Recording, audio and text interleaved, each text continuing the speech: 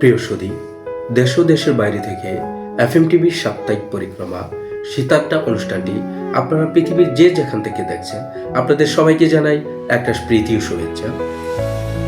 আর আজকের এই শীতাড্ডা অনুষ্ঠানে আপনাদের সাথে আমি আছি মোহাম্মদ মনিরুল ইসলাম। প্রিয় সুধী, শীত মানে রুদ্রের উষ্ণতা আর মিঠে রোদে বসে গল্পের আসর। যদিও শীতের নাই কোনো প্রাণোচ্ছল রূপমাধুরী, রিক্ত ধ্যানমগ্ন মহাতাপস, তবু আস্তে আস্তে হেমন্তকে বশ করে শীত যেন তার অধিকার বিস্তৃত করছে সমগ্র প্রকৃতি জুড়ে। আর সব মানুষ আস্তে আস্তে বরণ করে নিচ্ছে শীতকে তাদের মতো করে।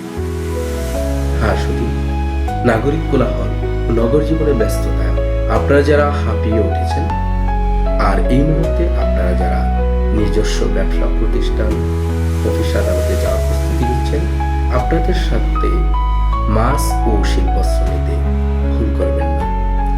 মনে রাখবেন, আপনারা মাছ ও শিল্পস্ত্র পরিধান করলে শীতের ঠান্ডাজনিত উপসর্গসমূহ থেকে অনেকাংশেই পরিত্রাণ পেতে পারেন। একটা কথা আছে, প্রতিকারের চেয়ে প্রতিরোধই উত্তম ব্যবস্থা। প্রিয় সুধী, আস্তে আস্তে সময় শেষ হয়ে হলো, আমাদের এখন যাবার পালা।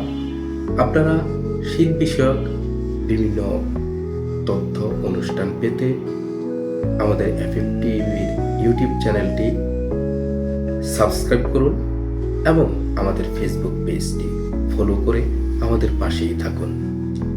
আপনাদেরকে আবারও এফএম টিভির পক্ষ থেকে জানাই শীতের উষ্ণ অভ্যর্থনা। এফএম টিভির পাশেই থাকুন, ভালো থাকুন।